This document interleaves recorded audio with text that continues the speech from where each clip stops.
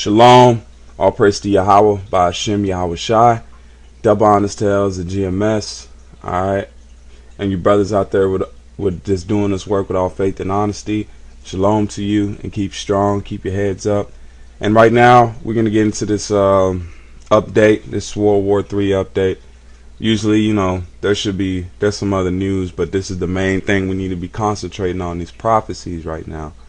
So this first article I have up, Turkey, because you guys know Turkey's been shelling Syria, okay? Because supposedly a mortar killed some citizens in Syria, Turkish citizens, a woman and I think their children. So there's been tensions building up. I mean, we know tensions been building up, period, with Turkey. Salakia for that. But now Turkey is actually, you know, at full-fledged, has wrote up war declarations. The first one was border patrols, and then this one is actually shelling in Syria, okay? But they've been helping the rebels out through this whole time. But this is an article, and it says Russian denounced Turkish seizure of Syrian aircraft with 17 Russians aboard. Washington Post. And we'll go on and play this video for you. Well, this is a very interesting development that happened last night. The Turkish authorities brought down a Syrian plane that was overflying its territory from Moscow to Aleppo, I think, first, and then to Damascus. It sent up fighter jets to bring it down over Ankara airport. It then searched the plane and took away some equipment. It didn't say specifically what it was. There are various theories, but it seemed to be some sort of military communications equipment connected to the war in Syria. Who knows where they got the information from? And the hypocrisy of it is Turkey themselves is letting the rebels go in and out their borders with weapons to go against Assad. But that's what they did. It comes as there's a upping of pressure on Syria's neighbours to stop any assistance kind of getting to the regime. There is, as we know now, a very tough relationship between Turkey and Syria, which had been friends until the start of this uprising. But the Turkish Prime Minister has become one of the leading characters attacking Bashar Assad of Syria and calling on him to stand down. There is an accusation of hypocrisy that could be made against Mr. Erdogan there. In relation to this, because of course Turkish territory has been used to channel arms to the rebels from Qatar and Saudi Arabia. Turkey has pretty much taken sides on this one. And it's already shelling some positions in Syria every time there's a shell, or a Syrian mortar shell or something lands over the border in Turkey, which is not unknown. Turkey hits back with shell fire. So it's a very combustible situation. I mean, most people think that Turkey won't actually go to war with Syria over this. There's no constituency in Turkey for a war with Syria. What will be interesting to see is how Russia reacts to this. Russia also doesn't want to escalate the situation. It doesn't want to row with NATO over this. It doesn't want to row with Turkey over this.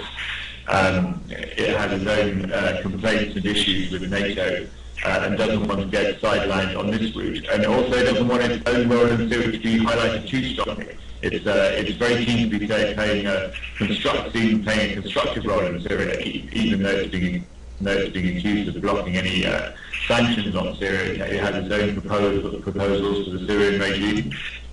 All right, let me read this for you, and it says, Beirut, Russian demand an explanation from Turkey on Thursday for why it intercepted a Syrian passenger plane flying from Moscow to Damascus, the latest instance of spiraling Syrian-Turkish tension related to Syrian bloody civil war. Turkey said it used F-16 fighter jets to force the Syrian Airbus to land at Saboya Airport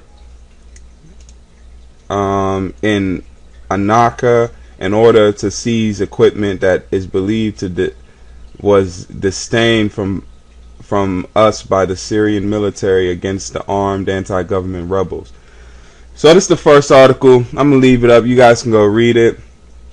Russia's like, tell us what the hell's going on, man. Russia's trying to do the best to keep their, how you say, their, they got their hands in there, man. They got they're benefiting from Syria in its rulership now, so they don't want to give that up because they know it's going to be a U.S. backed agent that comes in there. But this is another article. It says U.S. forces in Jordan near the Syrian border. It says U.S. troops operating in Jordan near Syrian border. The Telegraph.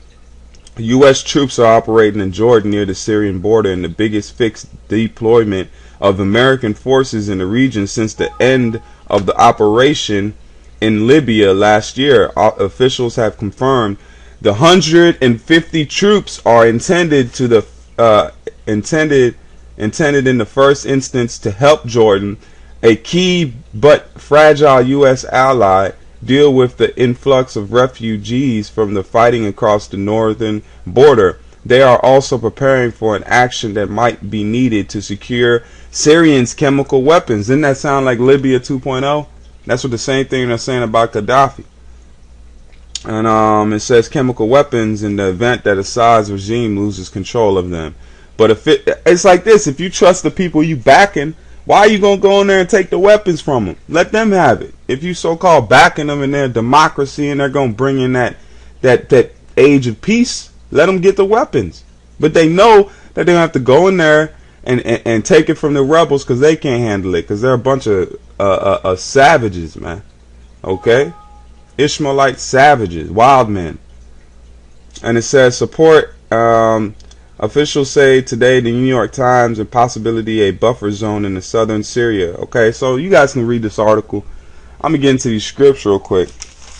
This is Revelations 12 and 12. This is going to be a quick video because I'm sure there'll be a lot more things going on. And happy Hanukkah to you brothers too, by the way. Okay, happy Hanukkah, and you know, it's a good time we seeing. This is Revelations 12 verse 12. And it says, therefore rejoice ye heavens, and ye that dwell there, dwell in them. Woe to the inhabitants of the earth and of the sea, for the devil is come down unto you, having great wrath, because he knoweth that he have but a short time. So these elites got to speed this up because their clock is, they got a time period too. Okay, they know the Lord's coming back. They got a time period to get this thing moving. All right.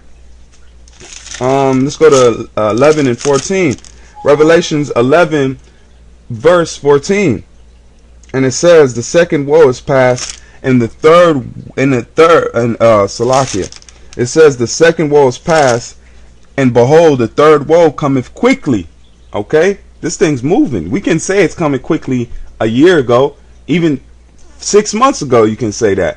But now you can say it's moving, man. Russia's getting involved. You can see all the main actors in this play coming to their parts, man. Okay, let's jump to 8 and 13. And it says, Revelation 8 verse 13. And it says, and I beheld and heard the angel flying through the midst of heaven, saying with a loud voice, woe, woe, woe. Okay, that's that 1, 2, 3, third woe, third world war. It says, woe, woe, woe to the inhabitants of the earth by the reasons of the other voices of the trumpets of the 3 angels which are yet to sound. Okay, that's that woe, woe, woe. All right, and on that third woe, woe, on that third woe, woe is when our Lord Yahweh Hashem Yahushua is gonna come back. All right, and let's go to 9 and 12. This is Revelations 9 verse 12, and it says, one woe is past, and behold, there come 2 woes more hereafter.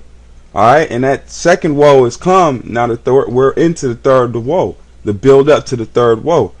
All right, and with that, man, that's pretty much the gist of this, man. And there's gonna be a lot more videos, but I want to say shalom to you, brothers. Happy Hanukkah, and double honor to elders of GMS, man, and all praise to Yahweh Hashem Yahushua. Shalom.